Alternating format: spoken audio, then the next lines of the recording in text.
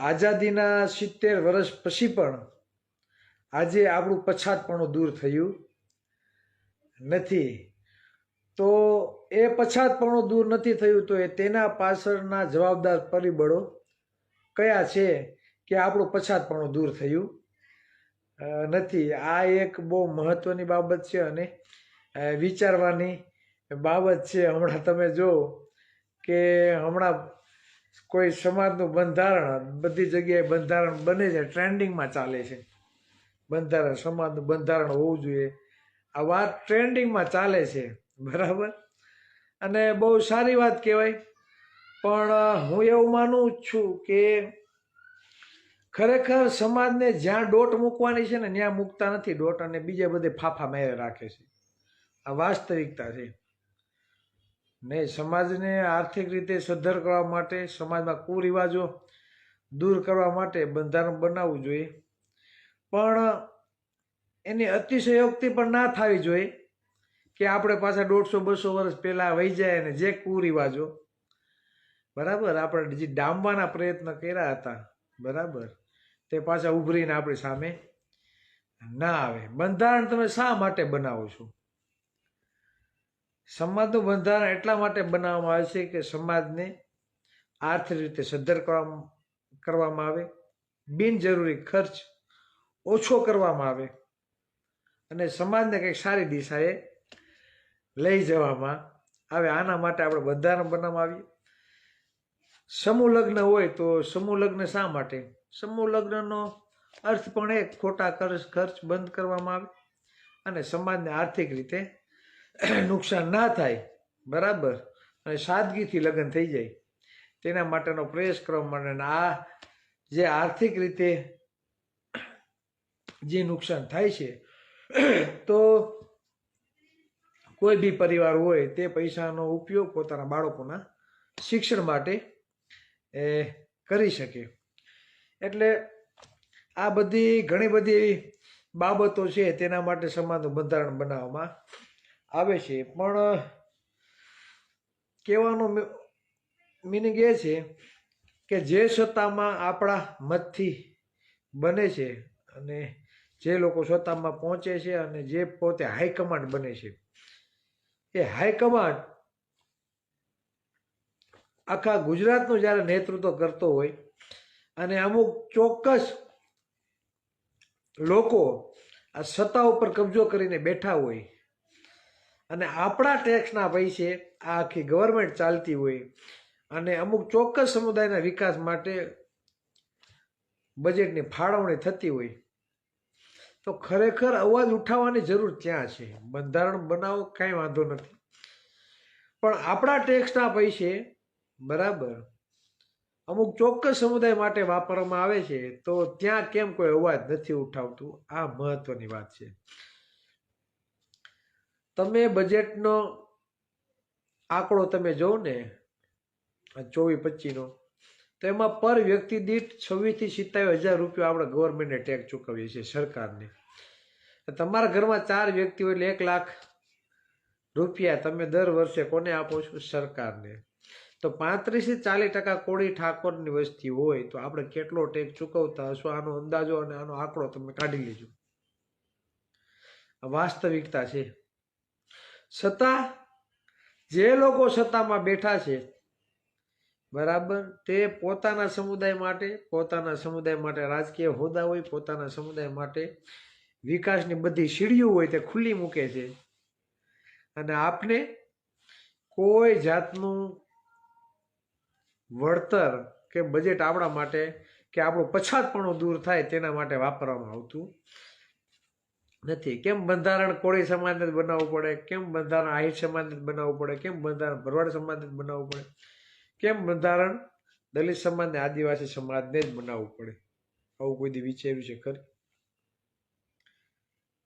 આવું કેમ થાય છે? કેમ કે સમસ્યાઓ બધી આપણામાં જ છે.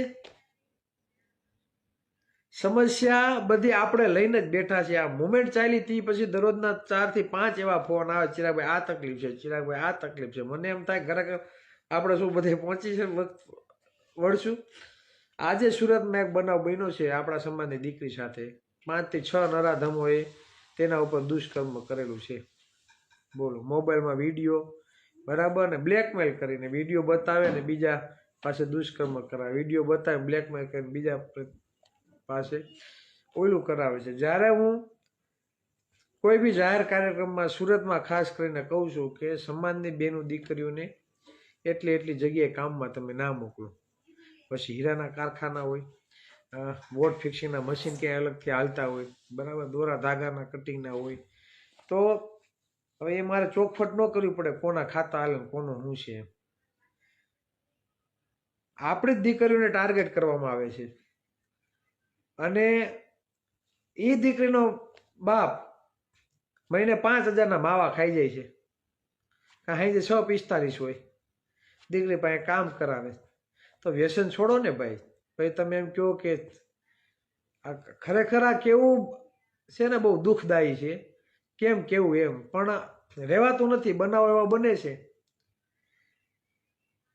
એટલે અંદરથી ન કેવું હોય તો કેવું પડે કે તમારા પરિવારને એવું વાતાવરણ પૂરું પાડો કે તમારા પરિવારનું યોગ્ય ઘડતર થાય, યોગ્ય રક્ષણ થાય અને તમારો પરિવાર સેફ રહે. એવા વિસ્તારમાં રહેવાનું તમે પસંદ કરો કે જ્યાં અસામયિક તત્વોથી તમારો પરિવાર દૂર હોય. સુરત જે લોકો કે શહેરીકરણમાં જે લોકો રહેતા હોય છે એને ખ્યાલ હશે, ખાસ કરીને સુરતની હું વાત કરું તો કયા વિસ્તારમાં આપણે રહીએ છીએ. જે લોકો સવર્ણ છે, આર્થિક રીતે સદ્ધર છે, તો તમને સોસાયટીમાં મકાન પણ નથી આપવા માંગતા, દુકાને નથી આપતા, બરાબર. ઇન્ડસ્ટ્રીયલ એરિયો હોય ત્યાં તમે ભાડે રહ્યો છો. અને પછી સૌથી વધારે ઓછી ઉંમરની દીકરીઓ ભાગવાનું કારણ પણ આપણા સમાજમાં જ છે, બરાબર. અને સૌથી વધારે જો ભોગ બનનાર દીકરી હોય તો પછાત સમાજની દીકરીઓ છે. અને વાસ્તવિકતા છે. અને સુરતમાં જે લોકો હશે એને ખ્યાલ હશે કે સ્વીકારવું પડે. એટલે વ્યસન પહેલા બંધ કરો. તમે 5,000ના અને આ ઢીસી આવો અને પછી દીકરીને કામ કરાવો તો મને નથી લાગતું કે વ્યાજબી કહેવાય.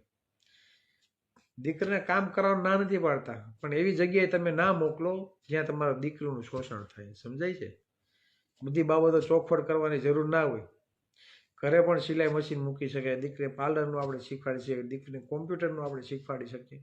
ઘણા બધા ફિલ્ડ છે જ્યાં તમારી દીકરીને તમે રોજગાર માટે તૈયાર કરી શકો.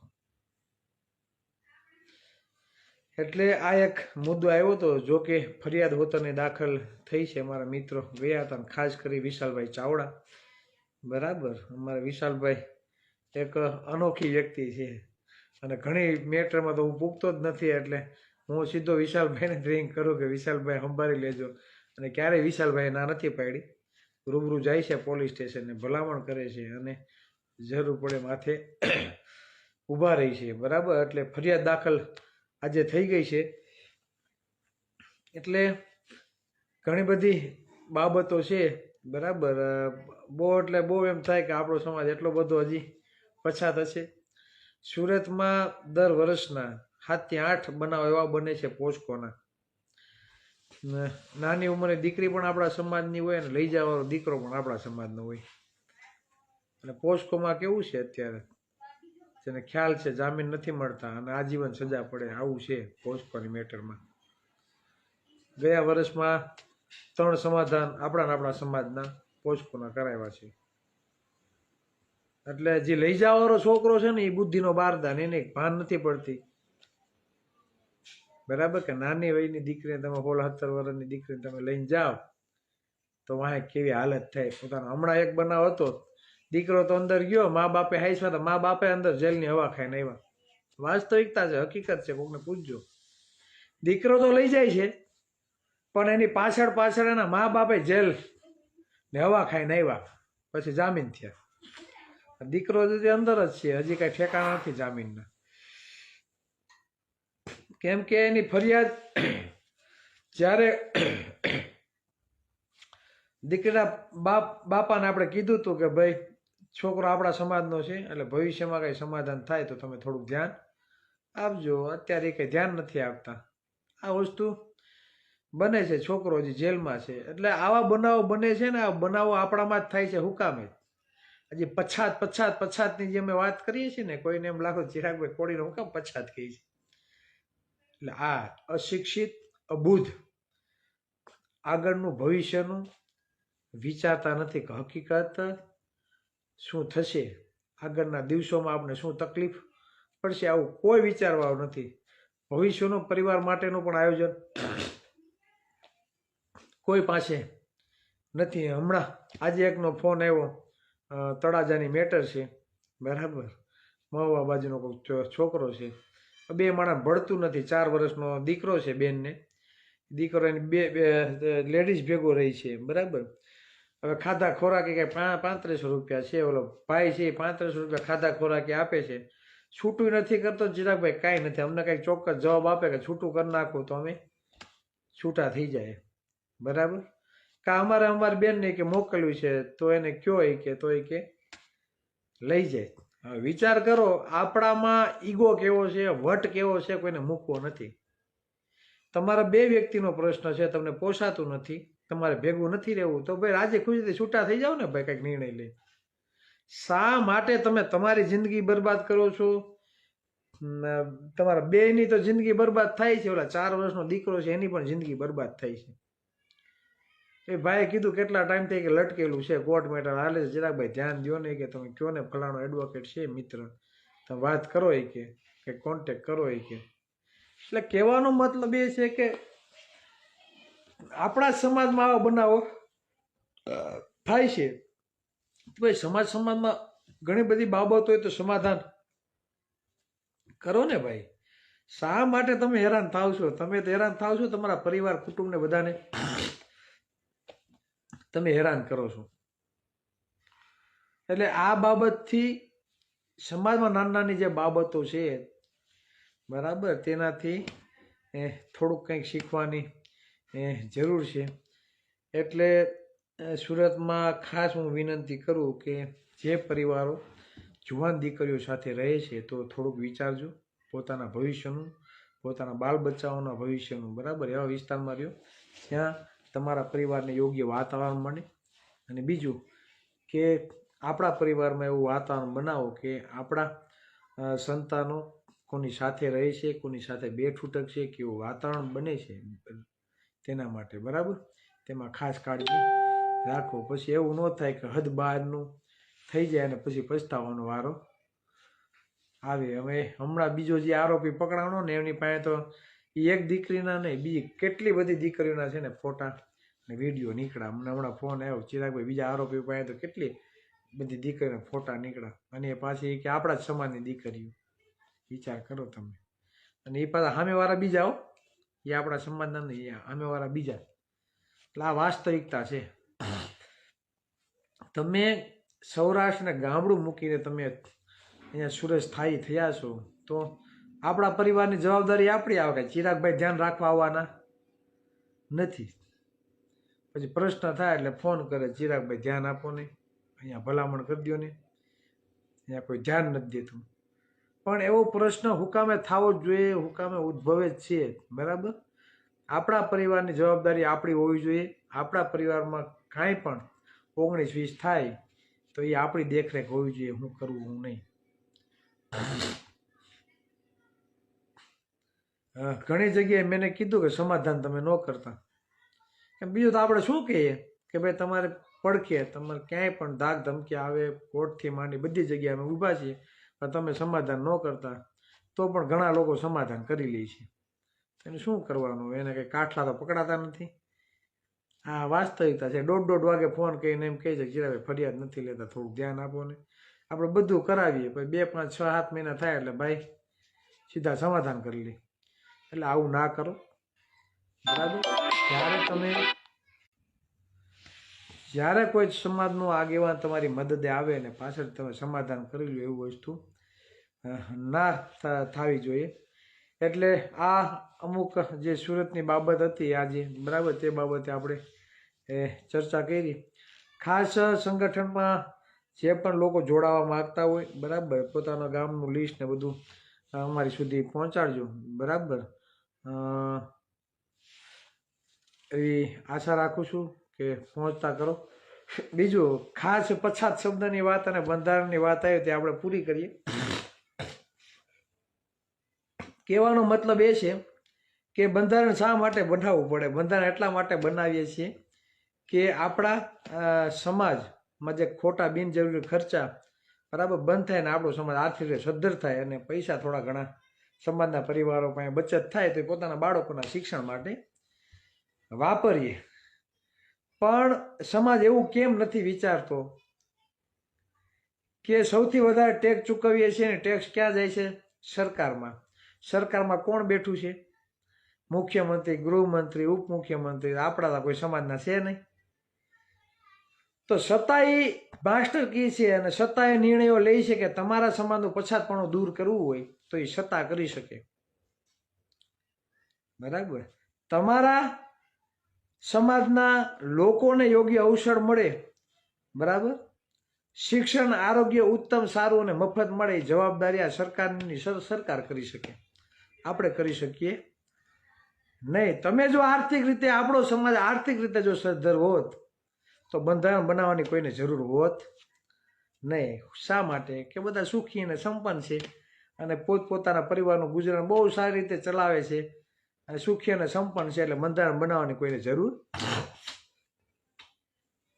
નથી રહેતી. પણ બંધારણ બનાવવું ત્યારે પડે છે કે સમાજ વધુમાં વધુ પછાત રહે છે બરાબર, અને દેખાદેખીને લીધે ખર્ચાઓ કરે છે અને પોતે ભેરવાઈ જાય છે બરાબર. એટલે કહેવાનો મતલબ એ છે કે જે જગ્યાએ દોટ મૂકવાની છે ને ત્યાં આપણે મૂકતા નથી અને એવી જગ્યાએ ફાટા ધોયડે રાખીએ છીએ.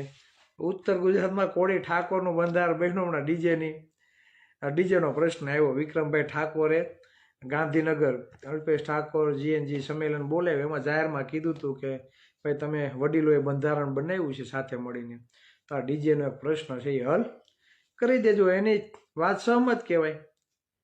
કેમ કે નાનો નાનો જે ધંધો કરતા હોય ડીજેનો એને શું લાઈન લેવી? તમે ડીજે ઉપર તાળું મારી દો તો. ઉત્તર ગુજરાતમાં વસ્તી જ આપણી છે 60%, 60-70% બરાબર. તમે ડીજેમાં તાળું મારી દો તો શું કરવાનું? કહેવાનું એમ કે ડીજેમાં બધા ઠેકડા મારે ને એટલે દારૂ પીવે એમ. તો દારૂ બંધ કરાવો, બંધારણ બંધ કરાવો, બંધારણ બનાવવા કરતા પહેલા દારૂ બંધ કરાવો. તમે સરકારમાં બેઠા છો, તમે વિરોધ પક્ષમાં બેઠા છો તો દારૂ બંધ કેમ નથી થતો? ચાલો તમે સરકારને સવાલો કરો કે ગુજરાતમાં દારૂ બંધી છે તો દારૂ આવે છે ક્યાંથી? સૌથી વધારે પીવાવાળો પછાત સમાજના લોકો છે. તો દારૂ જેને બંધ કરાવવાનો છે આ સરકાર નહીં, તમે દારૂ નહીં બંધ કરાવે. એ તમે બંધારણ બનાવશો ને તો એમાં એમ કહે છે કે નહીં સારું કામ કર્યું બંધારણ બનાવ્યું એમ. સરકાર એમ નહીં કે ચાલો દારૂ બંધ, લાલાયક નહીં કરે કે પોલીસ પ્રશાસન લાલાયક નહીં કરે. હું કામે? એ કઈ ચોખવટ કરવાની જરૂર નથી. લાલાયક હું કામે નથી કરતા? એટલે કહેવાનો મતલબ એ છે કે જે જગ્યાએ પહોંચી તમારા સમાજનું તમે ઉત્થાન કરી શકો છો ત્યાં આપણે પહોંચવાનો પ્રયત્ન નથી કરતા. આડા હવરા બધે ફાફા મારી રાખશે અને આ બંધારણમાં જો ગોહો ગરી ગયો ડીજેનો. જોયું ને ઉત્તર ગુજરાતમાં હમણાં 3-4 દિવસ થઈ ચાલે ને ગામ દાંત કાઢે બીજા લોકો. જો બાયધા એ કે શું કે જોઈએ કે બાયધા આપણે અંદર અંદર ઝઘડવાનું કામ કરે છે ને બીજા લોકો રાજી થાય છે. વિચાર કરો તમે. એવા લોકોની સરકારમાં જરૂર છે, સમાજમાં કંઈક પરિવર્તન માટેના કંઈક નિર્ણયો લઈ શકે. એટલે કહેવાનો મતલબ એ છે કે યુવા કોળી એકતા સંગઠન જે લક્ષ્ય સાથે નીકળ્યું છે એમાં લોગામાં લખેલું શાસક સમાજનું નિર્માણ, કે સત્તામાં આપણી ભાગીદારી હોવી જોઈએ ને સત્તામાં જઈએ તો આપણે નિર્ણયો લઈ શકીએ કે આપણા બાળકોને આઈએસ આઈપીએસ અધિકારી બનાવવા છે તો એને યોગ્ય વાતાવરણ મળી રહે. વસ્તી પ્રમાણે 10% લોકોને 1000 કરોડ મળે નિગમમાં. વિચાર કરો તમે. 35% આપણે શું મળે છે? સત્તામાં બેઠા હોય તો એમ કહીએ કે વર્ષે 3500 કરોડ કોળી અને ઠાકોર વિકાસ નિગમમાં મળવા જોઈએ. આહિર સમાજની 7% વસ્તી હોય તો 700 કરોડ એને મળવા જોઈએ. બરાબર. માલધારી સમાજની વસ્તી હોય 5-7%, તો એને પણ મળવા જોઈએ, આવું આપણે કહી શકીએ. શા માટે? પછાત દરજ્જામાં આવે છે. પણ એ સત્તામાં આપણે બેઠા હોય તો આપણે નિર્ણય લઈ શકીએ, બાકી નહીં. આ ઠાકોર કોળી વખતનો નિગમ છે અને મારા દીકરા બીજા બધા અધિકારીઓ બનીને બેઠા એમાં, તો એ તમારું શું ભલું કરી દેવાના? હમણાં ધવલસિંહ ઠાકોર કોઈક બાયડના કંઈક ધારાસભ્ય લેખિત આપ્યું છે કે ભાઈ આ તમે જે આમાં વાંધાજનક તમે જે માગો છો, ગામમાં 5-10 હજાર કોઈ ઉછીના નથી આપતા મજૂરી કામ કરવાવાળાને, બરાબર. તો લોન લેવા ટાણે તમે આ 7-12 જે જામીનને માગો છો, દે કોણ? આ સરકારને ભાર નહીં પડતી હોય ડોફાવને? સરકારમાં બેઠાને ખબર નહીં પડતી હોય? જે મજૂરી કામ કરે છે ટાણાનું કરે ને ગામમાં 5-10-15 હજાર કોઈ ઉછીના ના આપતા હોય, તો લોન હાટું શું કોઈ તો એનો 7-12ની નકલ મૂકવાના છે? કોઈ જામીનદાર થવાના છે? આ વાસ્તવિકતા છે. પછી આપણે એમ કે પૈસા છે પૈડા રહે, પૈડા જ રહી ને ભાઈ. કે પૈસા છે પૈડા રહે કે તમે યુઝ નથી કરતા એમ. તો તમારો બાપ તમે ઠોકી જ દો છો એવા નિયમો, કોણ લોન લેવાનું? અને પહેલાં તો લોન ક્યાંથી લેવી ખબર નથી, લોન ક્યાંથી આવે છે ક્યાંથી મળે છે એ ખબર નથી પડતી. લોન શું લેવાના? 5-10 લાખની વાત આવે તો એમ થાય કે આ કદનું ભરશું ક્યારે? આ ભરશું ક્યારે આપણે? આ વાસ્તવિકતા છે. એટલે જાગૃત થાવ અને આ બધી બાબતો સમાજ સુધી આપણે પહોંચે ને તે આપણા માટે ખૂબ જ જરૂરી છે. હમણાં તમે એક બનાવ જોયો ઉત્તર ગુજરાતમાં આવ્યો કે દલિત સમાજનો કંઈક વરઘોડો નીકળતો હતો ને એમાં ઠાકોર સમાજનું નામ આવ્યું, તલવાર લઈ નીકળ્યા, વરઘોડો અટકાવ્યો. એટલે આવી ઘણી બધી બાબતો બને છે, પણ અશિક્ષિત વાસ્તવિક ઇતિહાસ નથી જાણતા, બરાબર. ખરેખર જે બંધ કરાવવાનું છે ને એ બંધ નહીં કોઈ કરાવે. ખબર છે હું બંધ કરાવવું જોઈએ? હું આગળ ચર્ચા કરી હતી એમ કે ચિરાગભાઈ ધર્મ વિરોધી વાતો કરે. ખરેખર તમારે બંધ કરાવવું હોય ને તેવા ખોટા ખર્ચા બંધ કરાવવા પડે. કોરોના કાળ આવ્યો ત્યારે કોરોના કાળમાં આપણે ચૈત્ર મહિનામાં હવન કરીએ ને ભાઈ, ચૈત્ર મહિનામાં હવન કરીએ. કોરોના ગયો, કોઈ હવન કર્યા ભેગા થયા હવનમાં? તો કે નથી થયા. પછી કોઈને દેન દેવાના હોય, બરાબર, તોય કોઈ ગયું નથી. વિચાર કરો, એમને ડેડ બોડી હરગાવી દીધી છે. હરગાવી દીધું કે નથી દીધી? બરાબર.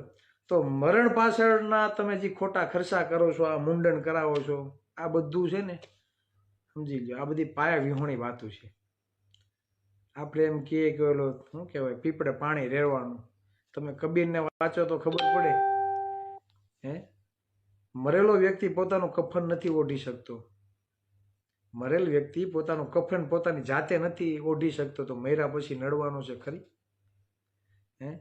જ્યારે હવન તમે કરો ને ત્યારે પંડિત શું કે હવન પૂરું થઈ જાય, તમારા જેટલા પણ દુઃખ દર છે એ અહીંથી દૂર થઈ ગયા. હવનમાં જે બેઠા હોય ને એને ખ્યાલ હોય, હવન તમે જ્યારે કરો ને પૂરું થાય ને એટલે એમ કે તમારા જે નડતર છે ને બધું હવે આજથી પૂરું. મારું બેટું 1.5 વર્ષ થાય તો પાછું હવન કરવું પડે, પાછી નડતર ચાલુ થઈ જાય. આવું કેમ થાય છે? બરાબર. તો ખરેખર તમારે એ ખર્ચા બંધ કરવા જોઈએ, બરાબર ને? આ હોમ હવન, બરાબર.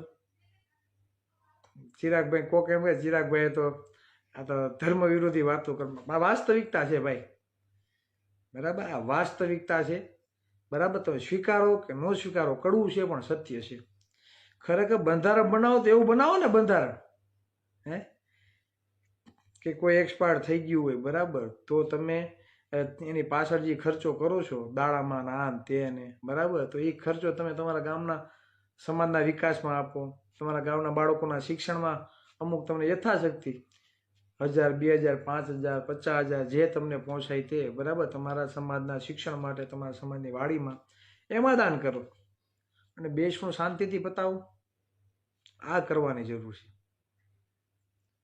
તો એ કોઈ અટકાવશે નહીં, બરાબર. એ ચાલુ રાખશે, એ ચાલુ રાખશે.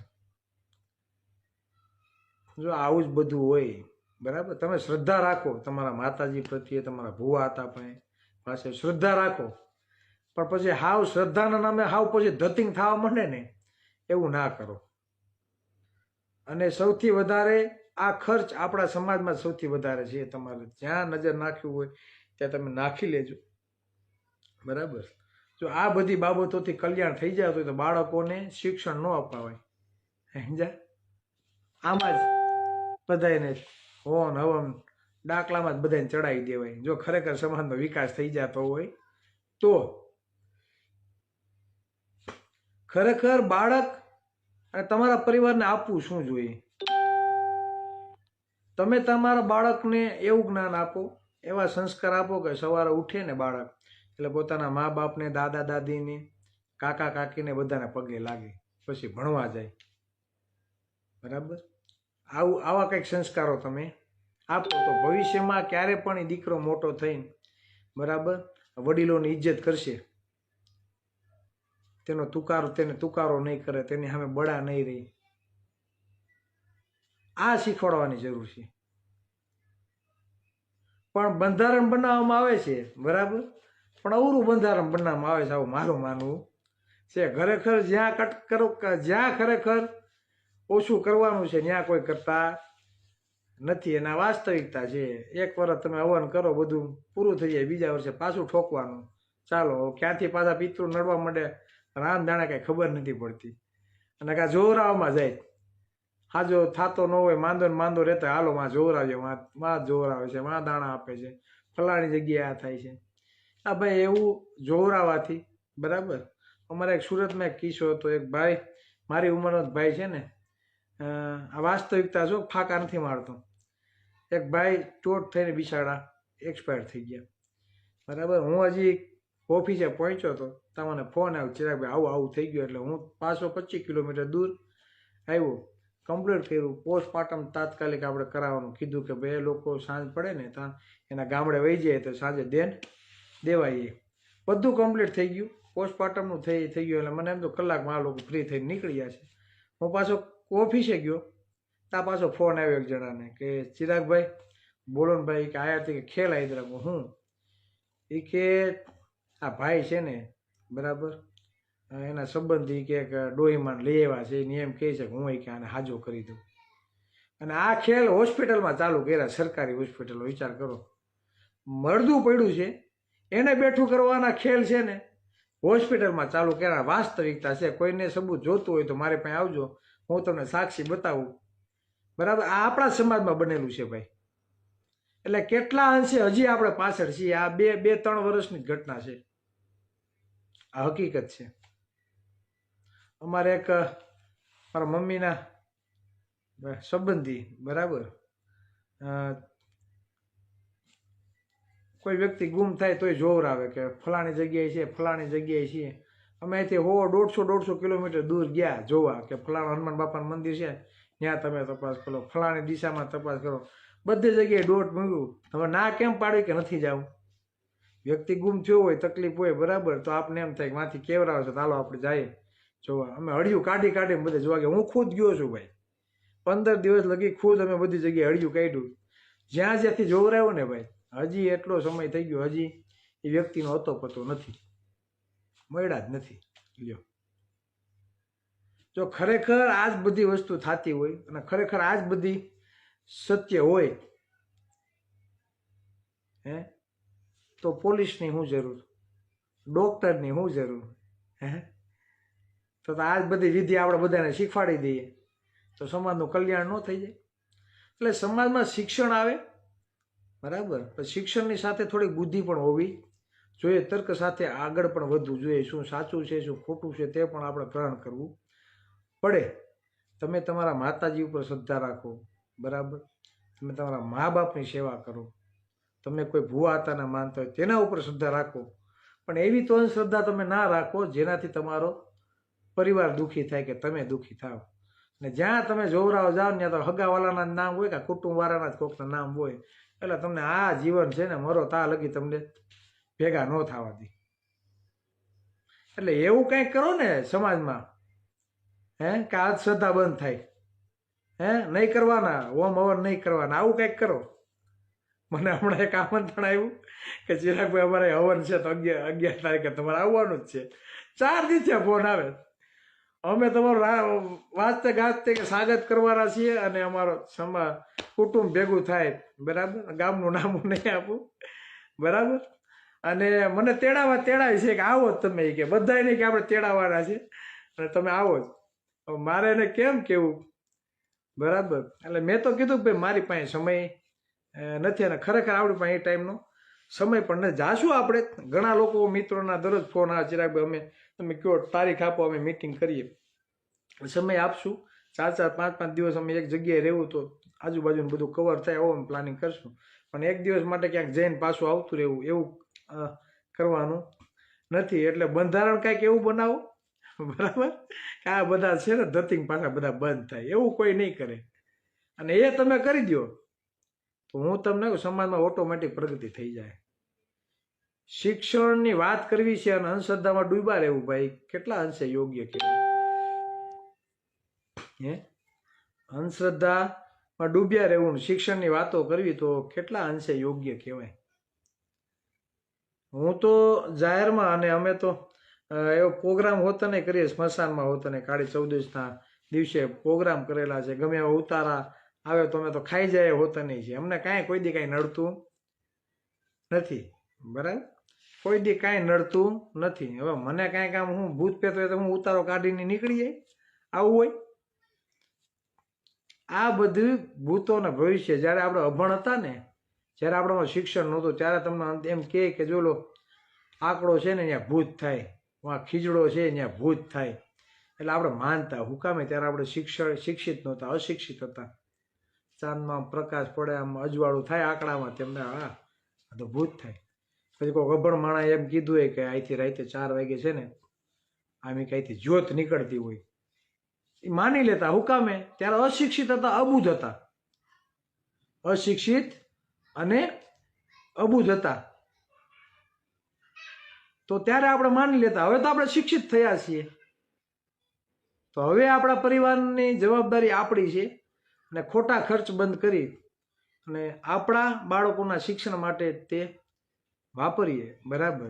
અને તેમાં આપણે મહેનત કરીએ, બરાબર. તેવું અમારું માનવું છે, બરાબર. એટલે બંધારણની જે વાત ને, હું કહેવાનો મતલબ એ બંધારણ તમે એવું બનાવો કે ખોટા, ભલે લોકો ધર્મ વિરોધી કે ભાઈ સ્વીકાર્ય છે, કદાચ ચિરાગ ઝાલાને એમ કહે ને ધર્મ વિરોધી છે તો કાંઈ વાંધો ને, આપણે સ્વીકારી લઈએ, એમાં શું વાંધો? હાલો થઈ છે ભાઈ ચિરાગ, તમે જે કહો પણ શું ફેર પડવાનો છે? હે, મારા મા બાપને ખબર છે ઉઠીને પગે લાગુ, મારા ભાઈ ભાભીને ખબર છે કે ઉઠીને ચિરાગ અમને પગે રાખવું છે. મંદિરે લાગુ કે ન લાગુ એ મા બાપ એમ ન કે તું કામ નથી લાગતું. કેમ કે આપણા માટે ઈશ્વર આપણા મા બાપ છે, આપણો પરિવાર છે, એનાથી ઉજળું દુનિયામાં બીજું કાંઈ છે નહીં. એટલે ઘણા બધા બહુ સારી કોમેન્ટો આપે છે. એટલે હજી હું તમને કહું 30% હજી આમ જ બધા ધતિંગ આપણા સમાજમાં હાલે છે, બરાબર. તો આ બંધ થવા જોઈએ. આ વાસ્તવિકતા છે ને, આમાંથી જો બહાર નીકળી ગયા ને તો સમાજને બંધારણ બનાવવાની જરૂર નથી ભાઈ. સમાજને બંધારણ બનાવવાની જરૂર નથી. અને આપણામાં હજી પણ હું તમને એમ કહું કે આપણા સમાજમાં હજી પણ વ્યવહારની દ્રષ્ટિએ પણ છે ને કોઈ બાકી નથી રહી જતું, થઈ જ જાય છે ભાઈ લગ્ન, એને એના પ્રમાણમાં મળે. BH બારડીએ અત્યારે શિક્ષણ નથી, વાત સાચી, શિક્ષણ પણ નથી. અને શિક્ષિત લોકો છે તે સમાજને જાગૃત પણ નથી કરતા. નકર ફરજ કોની આવે? દરેક ગામમાં 2-5 શિક્ષિત યુવાનો હોય, સરકારી કર્મચારી હોય, નિવૃત્ત અધિકારી હોય, તો તેની પણ એવી ફરજ બને છે કે પોતાના ગામના 200-300 ઘરને સાચવવાની, તેને યોગ્ય માર્ગદર્શન આપવાની, તો સમાજમાં વિકાસ થાય સહિયારા પ્રયત્નથી. ચિરાગ ઝાલાથી એકથી વિચાર પરિવર્તન થવાનું નથી. જે લોકોએ શિક્ષણ લીધું છે, બરાબર, તે જ લોકોએ સમાજની દોર સંભાળવાની જરૂર છે અને તેને જ પોતાના ગામની જવાબદારી સંભાળવાની જરૂર છે અને પોતાના ગામને જાગૃત કરવાની જરૂર છે. બિનજરૂરી જે ખોટા ખર્ચ છે ને એ આમ જ વહી જાય છે, બરાબર. અને જે લોકોનો ધંધો છે એને તો એને રોજી આવક છે, એટલે એ તો કહેલા એ થોડાક ના પાડવાના છે, બરાબર. એટલે આ વાસ્તવિકતા છે. એટલે ઘણી બધી બાબતો છે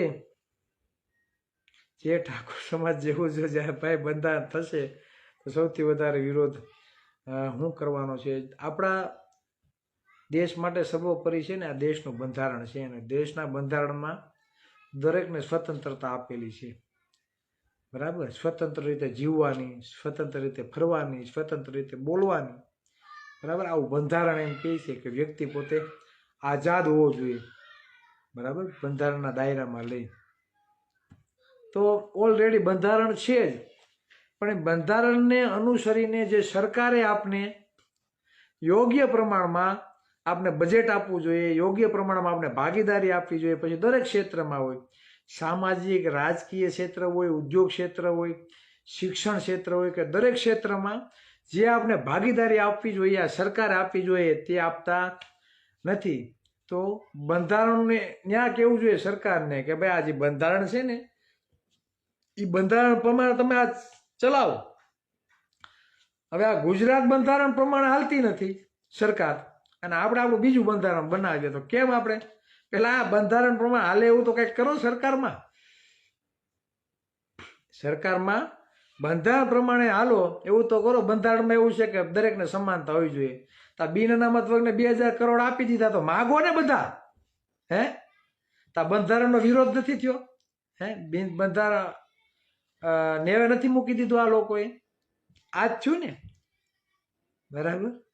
મુખ્યમંત્રી તો કે 2% જેના મત છે એ મુખ્યમંત્રી બનીએ, ઉપમુખ્યમંત્રી બનીએ, એ ગૃહમંત્રી બનીએ. વિચાર કરો તમે, 5-6% જેના મત છે એ મુખ્યમંત્રી બનીએ. એટલે તમારો વારો જ નથી આવતો. જે દેશ બંધારણથી ચાલે છે બંધારણનું ઉલ્લંઘન કરે છે આ લોકો, બરાબર? આમ ખીચામાં રાખીને પોતાની રીતે બખાટી બોલાવે છે. તો એ બંધારણનો વિરોધ કરો. સાંભળો, બધા ભેગા મળીને પછી સમાજનું બંધારણ બનાવો. આ દેશ બંધારણથી ચાલે છે તો એ બંધારણ મુજબ ચાલતું નથી. તો એ જે લોકો સત્તામાં બેઠા છે, જે લોકો ચલાવે છે, જેની પાસે કમાન્ડ છે, તો એનો આપણે વિરોધ નહીં કરવાનો કે જોતું રહેવા રાખવાનું બધું? કેમ ભાઈ ઉદ્યોગપતિઓ અમુક ચોક્કસ સમુદાયના જ બને છે? કેમ યુનિવર્સિટી વખત ચોક્કસ સમુદાયની જ બને છે? કેમ મોટા મોટા હોસ્પિટલો કોઈ ચોક્કસ સમુદાયના બને છે? કેમ મોટા મોટા હાઈરાજો, બરાબર, સરકારના નિગમોના વહીવટ, સરકારી કામો બધા કેમ અમુક ચોક્કસ સમુદાયના લોકો પાસે જ જાય છે? આવું તો આપણે કોઈ વિચારતા જ નથી. IPS અધિકારીઓ કેમ આપણા સમાજમાંથી બનતા નથી? એનો મતલબ એ કે જે દેશ બંધારણથી ચાલે છે એ બંધારણની સંપૂર્ણપણે અમલવારી થતી નથી. ક્યાંક ને ક્યાંક જાતિવાદી લોકો, બરાબર, આ સરકાર ચલાવે છે અને બંધારણનું યોગ્ય પ્રમાણે પાલન કરતા નથી. તો આ બંધારણને જે નેવે મૂક્યું છે અને જે ચલાવવાળા છે સરકાર, તો એનો આપણે ખુલીને બધાએ વિરોધ કરવો જોઈએ. પછી સમાજના બંધારણની વાત કરી જોઈએ, મારું માનવું છે. તમે સરકારમાં બેસો, બરાબર, શિક્ષણ ધામ માટે બીજાને પૈસાની ફાળવણી કરી, જેની પાસે અઢળક સંપત્તિઓ છે, અઢળક ઉદ્યોગપતિઓ છે, ઘણા બધા દવાખાના, માલ મિલકત, સોહરત, બધી વસ્તુ છે, છતાં શિક્ષણ ધામ બનાવવા માટે એને 100 કરોડ ઉપર પૈસા ફાળવેલા છે. તમને ભોજ્યો ભાઈ કંઈ આપ્યું નથી. તો આ બંધારણનું ઉલ્લંઘન છે. આ સુરતના ઝંખનાબેન પટેલ, ઝંખનાબેન પટેલ, હા, આ સાંસદ નહીં ને, પેલાના સાંસદ હતા, બરાબર. એણે પોતાની ગ્રાન્ટમાંથી 51 લાખ રૂપિયો સૌરાષ્ટ્ર પાટીદાર સમાજને શિક્ષણ ધામ બનાવવામાં આપ્યું. કેટલા? 51 લાખ. તો આ સંસદની ગ્રાન્ટના પૈસા કોના? સંસદની ગ્રાન્ટના પૈસા આપણા ટેક્સના પૈસે સંસદને ગ્રાન્ટ મળે છે. તો એ પૈસામાંથી 51 લાખ રૂપિયા આપી દીધા. વિચાર કરો તો OBCના કેટલા બધા સાંસદ છે? કોઈ દે આપ્યા? હે? કોડી ઠાકોર સમાજના સાંસદો કેટલા છે? કોઈ દે આપ્યા? કયો મને. સમૂહ લગ્નમાં 10,000, 11,000, 51,000 કદાચ આપતા હશે, કદાચ લખાવાય છે, કોઈ આપતા નહીં હોય, આવું બને. એટલે કહેવાનો મતલબ એ છે કે આપણા ટેક્સના પૈસા તમારી નરી આંખે અન્ય લોકોને ફાળવવામાં આવે છે. આપણે કાંઈ વાંધો નથી, એનો વિરોધ નથી, પણ આપણું શું? આપણું શું? આપણે તો કાંઈ આપતા નથી. ભોજ્યો ભાઈ, શું કરવાનું? શહેરીકરણ નામે જ્યાં આ ટીપી ખુલે છે ને મકાન બધા આપણા પડે, જમીનો બધી આપણી થાય શહેરીકરણ નામે. આ વાસ્તવિકતા છે. તમે ક્યારેક શહેરમાં જજો, શહેરના કાંઠા વિસ્તારમાં જે લોકો વસે છે એને પૂછજો કે ખરેખર અહીંયા જે જમીન હતી પહેલાં કોની હતી, તો કહે છે કે આ કોળી પટેલોની જમીન હતી, આ કોળી ઠાકોરોની જમીન હતી. અત્યારે તમારી પાસે શું છે, તો કે કાંઈ નહીં, ઠનઠન ગોપાલ. આમાં દક્ષિણ ગુજરાતમાં તો જમીન વેચાય ને એટલે બેન ભાગ માગે, બેનના ભાણિયા ભાગ માગે. એટલે બેન ભાઈના વ્યવહાર હોતો ને મામા ભાણિયાના વ્યવહાર હોતો ને છે ને પૂરા થઈ ગયા, જમીનો વેચી વેચે. પૈસા તો વધ્યા જ નથી. જેને જેને ભાગમાં જી આવ્યા હોય બરાબર, બહુ જલસા કરવાને પૂરું થઈ ગયું અત્યારે, ફિનિશ. આવું શા માટે થાય છે ને આપણી જ જમીનો કેમ ગઈ? આ બધું સત્તાના જોરે થયું છે. અને હજી જો આપણે સત્તા ઉપર કબજો નહીં કરીએ, સત્તામાં પહોંચવા માટે જો આપણે પ્રયત્ન નહીં કરીએ, તો જેટલા પણ ઓબી સમાજમાંથી આવે છે, એસસી એસટી સમાજમાંથી આવે છે, માઇનોરિટી સમાજમાંથી આવે છે, બધાની આ જ હાલત છે. માલધારી સમાજના મિત્રોને પૂછજો બરાબર, કે અત્યારે ગોચર માટેની જમીન નથી રહી. બિચારા શહેરીકરણના નામે પોતાના તબેલાઓ પાડી નાખ્યા છે બરાબર. ક્યાં જવું? અત્યારે ઘણા લોકો માલધારી સમાજમાં છે, પોતા પશુપાલનનો વ્યવસાય પણ બંધ કરી દીધો છે. ઘણા મિત્રોએ, જેનો પેઢી દર પેઢી જે વ્યવસાય હતો પશુપાલનનો, તે પણ આ સરકારની હેરાનગતિને લીધે પાયમાલ થઈ ગયો ને બધું બંધ કરી દીધું. બધી જગ્યાએ આ જ હાલત છે ભાઈ, બધી જગ્યાએ આ જ હાલત છે. તમને કઈ રીતે પછાત રાખવા બરાબર, તમને કઈ રીતે પાછળ રાખવા, તમારી નોકરીઓ કઈ રીતે ખાઈ જાવી બરાબર, આ બધી નીતિઓ ઘડાય છે. અને આપણે આપણા સમાજનું બંધારણ બનાવવા નીકળ્યા છીએ.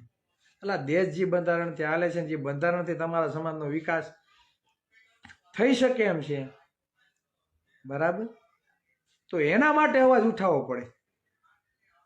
ગૌણ સેવા આયોગ પસંદગીમાં સિલેક્શન કમિટીમાં માત્ર ને માત્ર સવર્ણોને બેસાડવામાં આવ્યા મૌખિક ઇન્ટરવ્યૂ લેવામાં, તો ત્યાં કેમ સમાનતા નથી? હે, ઘણા બધા આંકડાઓ છે ખબર ને, લેખિતમાં વધારા, મૌખિકમાં તમને જાતિવાદ કરે, તો બંધારણનું ઉલ્લંઘન છે. તો કેમ કોઈ બોલતું નથી કે ગૌણ સેવા આયોગ પસંદગીમાંથી હસમુખ પટેલ હટાવવામાં આવે, સિલેક્શન કમિટીમાં દરેકને સમાનતા મળે એ રીતે એમાં અધિકારીઓની નિમણૂક કરવામાં આવે? આવું કેમ કોઈ કહેતું નથી? ભૂપેન્દ્ર પટેલ હાવિદ દીપડો છે, ગૃહમંત્રી મુખ્યમંત્રી હાવિદ દીપડો છે, હે જીતુભાઈ હાવિદ દીપડો છે, CR પાટીલ છે હાવિદ દીપડો. આમ કંઈક છે આમ કે તમારું આમ તળાપ મારશે ને ખાઈ જશે? હે, આપણા મતથી જ ચૂંટાઈને બેઠા છે ને આપણા મતથી જ આ સરકાર બને છે. 35% કોળી ઠાકોરના ખાલી મત છે. ડેરિંગ તો એટલું તો હોવું જોઈએ ને ભાઈ, હિંમત ન હોય એટલે આપણામાં બોલવા માંડો.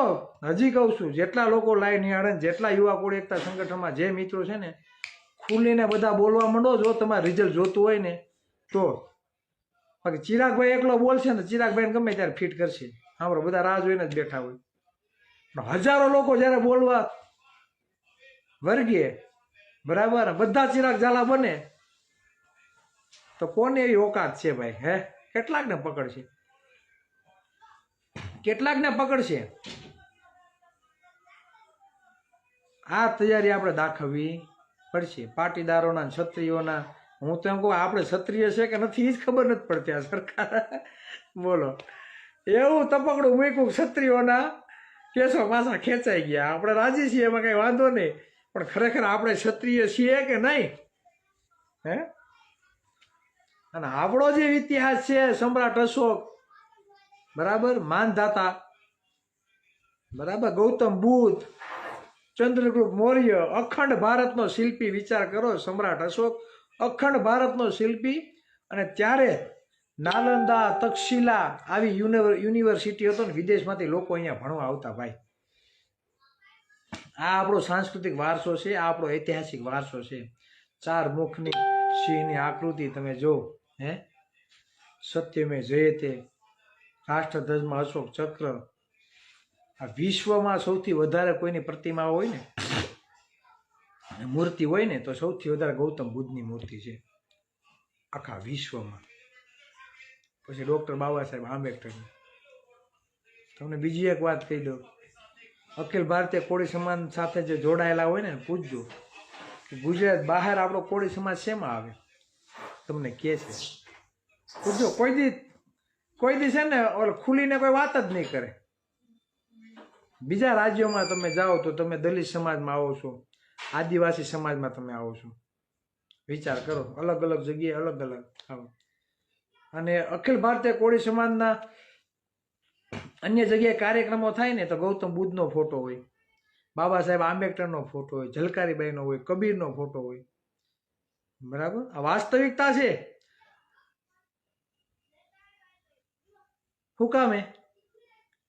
કે બીજી જગ્યાએ પાછા આપણે દલિતમાં આવે, આદિવાસીમાં આવે, બરાબર, તો ત્યાં બધા ફોટા હોય, આપણે અંધારામાં રાખવામાં આવે છે.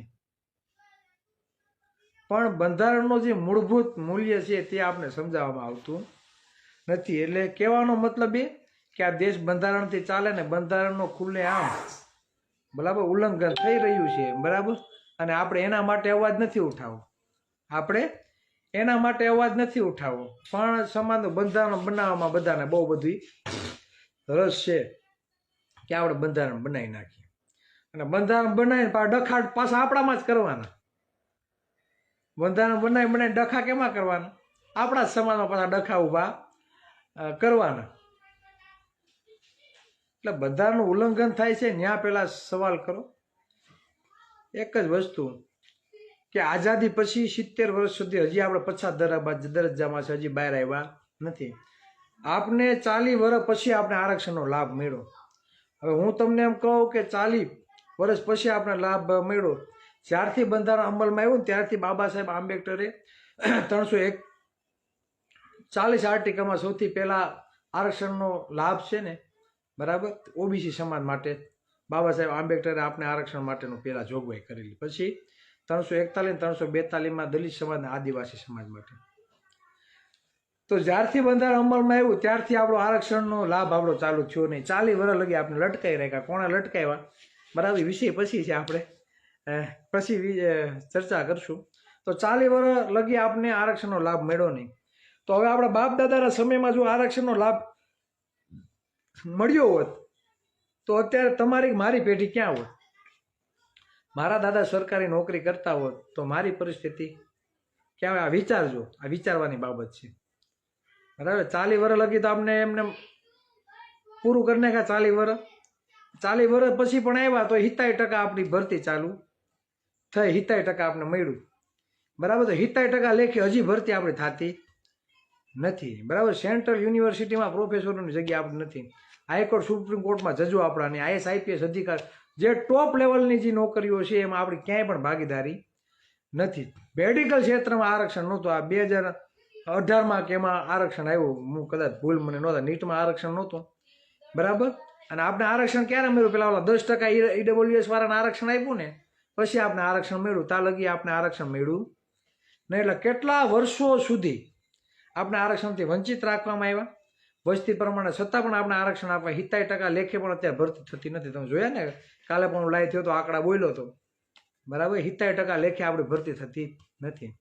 હવે જો વસ્તી પ્રમાણે તમને, બરાબર, સરકારી નહીં પ્રાઇવેટ સેક્ટરમાં પણ તમને આરક્ષણ મળવું જોઈએ. સમજો, આ બંધારણની જોગવાઈ છે પણ એની કાંઈ કોઈ જાતની કાંઈ અમલવારી થતી નથી, બરાબર. તો આજે વસ્તી પ્રમાણે તમને આરક્ષણ મળતું હોય નોકરીઓમાં, બરાબર, તો તમે આર્થિક રીતે સદ્ધર થાવ, બરાબર. 35% કોળી સમાજની વસ્તી છે, 60% ઓબીસી સમાજની વસ્તી પ્રમાણે તમને આરક્ષણ મળતું હોત તો તમે આર્થિક રીતે સદ્ધર થાત કે ના થાત એટલું મને તમે કહો. તમારા પરિવારમાં એક વ્યક્તિને 2-3 ભાંડેડા હોય ને એક જો સરકારી નોકરી લાગે ને તો બીજા 2 છે ને, બરાબર, એના પરિવાર પણ સુખી થઈ જાય. કુટુંબમાં 5 વ્યક્તિ, આખા મોટા કુટુંબમાં 5-6 વ્યક્તિ જો કોઈ સરકારી નોકરી કે સારી પોસ્ટ ઉપર હોય ને તો ભાઈ આખું કુટુંબ તારવી લે. એટલી તાકાત છે શિક્ષણમાં. સમાજની દીકરીઓને જો નોકરી મળે વસ્તી પ્રમાણે તે દીકરીઓ 2 ઘર તારવી લે. પણ આપને યોગ્ય પ્રમાણમાં કોઈ વસ્તુ મળતું નથી. તો પછી આપણે આર્થિક રીતે સદ્ધર ક્યાંથી થવાના? પછી આપણે સમૂહ લગ્ન કરવા પડે, સમાજ બંધારણ બનાવવા પડે, સમજ્યા? આઈએસ આઈપીએસ અધિકારી બનવા માટેનો યોગ્ય અવસર નથી. કેટલા તમારા આજુબાજુના ગામમાં તપાસ કરો, કેટલા આઈએસ આઈપીએસની તૈયારી કરે છે? આઈએસ આઈપીએસની તૈયારી કેટલા યુવાનો કરે છે, તમારા નજર સામે કાંઈ હોય તો મને કયો. હે, કેમ કે આપને એ રીતે પાછળ ધકેલવામાં આવે છે કે આપણે એટલું ઊંચું છે ને વિચાર જ નથી શકતા. આ વાસ્તવિકતા છે. ઘણા લોકો, મારો જ એક ભત્રીજો MBBS છે, પ્રાઇવેટમાં કરે છે. મારા ભાઈએ કીધું કે જમીન વેચીને આવ્યો, મારા દીકરાને મારે MBBS બનાવો. અમારા કાર્યકર્તા છે અહીંયા વિજયભાઈ મકાન છે અમારે, બરાબર, સરથાણામાં. એણે કીધું ચિરાગભાઈ મારા છોકરાને MBBS બનાવજો, મકાન માઈ ગયું કે પછી બનાવી નાખશું. 35-40 લાખનું મકાન છે ને એ વેચી મારવું છે એ કે, બરાબર, 8 લાખ રૂપિયા કે પડ્યા છે કે, છોકરાને MBBS બનાવવો છે, ડોક્ટર બનાવવો છે. હવે વિચાર કરો, એની પાસે મકાન છે 35-40-45 લાખનું, હાલો થોડાક પૈસા પડ્યા એ બનાવી દે હાલો એના દીકરાને, બરાબર. આ મજૂરી કામ કપા વીણવા જાય છે, ભાગ્ય રાખે એના દીકરો એના બાળકોને MBBS હોશિયાર હશે ભણવામાં, બરાબર, નીટમાં સારા માર્ક આવ્યા, ઘટ્યા ને પ્રાઇવેટમાં કરાવવો છે. સરકારીમાં કરાવવું હોય તો પૈસા જોઈએ છે, એવું કંઈ નથી જોતા. તો એ એના બાળકોને મેડિકલ ક્ષેત્રમાં મૂકી શકશે ખરા? તો કે નહીં. એટલે કહેવાનો મતલબ એ છે કે ગાંધીનગર ખીચડી રંધાય અને આપણે અંદરો અંદર ઝઘડા કરવામાં જે છે બહુ દુઃખ થાય. એવડું મોટું બધું બંધારણ બનાવ્યું ને બધા વખાણ કરતા હતા કે કોડી ઠાકોર સમાજનું બંધારણ બનાવ્યું છે. ત્યાંથી પ્રેરણા થઈ લઈને આપણે સૌરાષ્ટ્રમાં પણ એ વાતાવરણ આવ્યું કે આપણે પણ આપણું બંધારણ બનાવવું પડે. કંઈ વાંધો નહીં, બનાવવું બંધારણ, પણ જે બંધારણનું ઉલ્લંઘન થાય ને ભાઈ, તો એના માટે પણ આપણે અવાજ ઉઠાવવો પડે. એના માટે અવાજ કોણ ઉઠાવશે? હે, એના માટે યુવાનોને જ અવાજ ઉઠાવવો પડે ભાઈ, નીડર રહીને. એના માટે યુવાનોને જ અવાજ ઉઠાવવો પડશે ભાઈ. માઇક આંગલાઓનું કામ નથી અવાજ ઉઠાવવું. ક્રાંતિ કરવા માટે ક્રાંતિકારી વિચારોની જરૂર પડે, નીડર વ્યક્તિની જરૂર પડે, બાહોશ યુવાનોની જરૂર પડે. એ જ ક્રાંતિ કરી શકે. અને જેને ટણપાઓને દુશ્મનો સામે લડવું નથી એ વિરોધ કરે ચિરાગ ઝાલાનો બીજાનો. જેની ઓકાત નથી દુશ્મનો સામે લડવાની, એ ચિરાગભાઈને સામે બાયું ચડાવશે અને એના ઉપર આક્ષેપો કરશે, એની માટે લડશે. એટલે એ કાંઈ પ્રશ્ન નથી. એ તો કહેવત છે ને, આપણા જ આપણે નડવા આવે, બાકી બહારનાને ક્યાં ખબર છે કે આપણી પથારી ક્યાં કરેલી છે.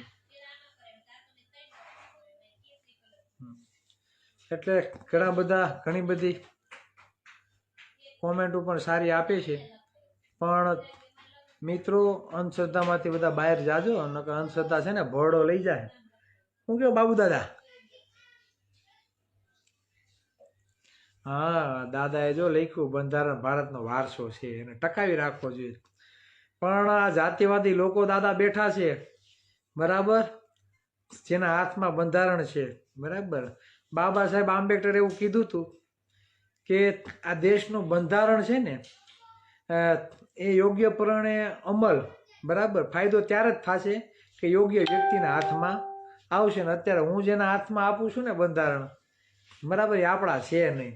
એટલે હજી બંધારણ છે ને યોગ્ય વ્યક્તિના હાથમાં આવ્યું નથી. આ દેશની જે સત્તા છે ને ભાઈ યોગ્ય વ્યક્તિના હાથમાં નથી આવી. એટલે આ બધા છે ને ગતકડાઓ થાય છે અને આ બધી વસ્તુઓ આપણા માટે બને છે. ને આપણે વધુમાં વધુ, બરાબર, આપણે પાછળ રાખવાના ધંધા ચાલી રહ્યા છે, બરાબર. એટલે આ વાસ્તવિકતા છે. એટલે આપણે આ ગુજરાત બંધારણથી ચાલે છે, તો આ બંધારણની યોગ્ય પ્રમાણમાં અમલવારી નથી થતી, તો એના માટે આપણે અવાજ ઉઠાવવો પડે. કોઈ ચિરાગ ઝાલાથી એકલું નહીં થાય. વાણી સ્વાતંત્ર્યનો ભાઈ બધાને અધિકાર છે. હું બોલી શકું તો તમે કેમ ન બોલી શકો? એટલું વિચારજો. જો હું બોલી શકતો હોય ખુલ્લે આમ, તો તમે કેમ ના બોલી શકો? ચિરાગભાઈને કેમ હજી સુધીમાં કોઈ ઓલું કરવા નથી આવતા? હે, ખબર છે દુશ્મનોને કે આની સામે થવાય? આવે તો ખોરે મને રાહ જોઈએ છે દુશ્મનો ક્યારે આપણા ઉપર ચઢાઈ કરે કે ચિરાગભાઈ કેમ આમ બોલે છે. આમ બોલવું જ ન જોઈએ. ચિરાગભાઈ માફી માગવા જોઈએ. આવું કોઈક અમને કેવું જોઈએ, પણ કહેવાવાળું કોઈ નથી. ઘણા બધા વડીલ મિત્રોના ફોન આવે એટલે એને અમારી જ ચર્ચા થાય, દુશ્મનો ચિરાગભાઈ કેમ સામે નથી આવતા. જે લોકો જ્ઞાતિવાદી છે, બરાબર, ને જે લોકો સત્તાનું નેતૃત્વ કરીને બેઠા છે કેમ સામે નથી આવતા? એમ એ નથી આવતા. દુશ્મનો સામે આવવા જોઈએ, પણ દુશ્મનો નથી આવતા, આપણા ને આપણા સામે આવે છે. બરાબર, આપણા ને આપણા સામે આવે અને તર્ક વગરની હાવ વાહિયાત વાતું કરે. બોલો, વિચાર કરો. ભાઈ મારો જેટલો વિરોધ કરો એટલો સરકારનો વિરોધ કરો તો સમાજને કંઈક ફાયદો થાય. આયા કાંઈ ખજાનો બજારો કાંઈ છે નહીં. બરાબર, કે આ ચિરાગભાઈ તિજોરી ખોલીને આ સમાજમાં ઘા કરી દે, એટલે આયા કાંઈ ખજાનો નથી. ખજાનો સરકારની તિજોરીમાં છે, આયા કાંઈ નથી. ત્યાં અવાજ ઉઠાવશો ને તો ત્યાંથી કાંઈ 2-5 હજાર બધા બરાબર બજેટ સમાજને કાંઈક બહાર આવશે. આયા કાંઈ ખજાનો છે ને, એટલે મારો વિરોધ કરવાથી કંઈ મળવાનું નથી. બરાબર, એટલે આ બંધારણની જે વાત હતી એ બંધારણની મેં વાત કરી છે. ખરેખર આ દેશનું બંધારણ જે છે એ બંધારણમાં જે સમાનતા અને સમાન અવસરની જે વાત કરી છે તે આપણે મળતું નથી. તો આપણે ન્યાય વિરોધ કરવાનો છે. અંદરો અંદરના બંધારણ બનાવીને એટલા ડખા ચાલુ કર્યા છે. ઉત્તર ગુજરાતમાં તો હમણાં એ જ હાલે છે, એટલે અંદરો અંદર જ બાંધવાનો. હમણાં તો ગેની બેન હોતાને છે ને ધંધે લાગી ગયા છે. બરાબર, એનો હોતાને વિરોધ ચાલુ થયો છે. એટલે કહેવાનો મતલબ એ છે, સાહસ વિના સિદ્ધિ નહીં ભાઈ. રાઈટ, એટલે તૈયારી તો તમારું કહેવાનું એમ છે ને ચિરાગભાઈ, તૈયારી રાખજો. એટલે કાંઈ વાંધો નહીં, એ ફૂલે ફૂલ તૈયારી છે. મોરે મોરો દઈ દેવાનો છે દુશ્મનો સામે આવે ને. બરાબર, તો મોરે મોરો આપવાનો છે, પણ દુશ્મનો સામે આવતા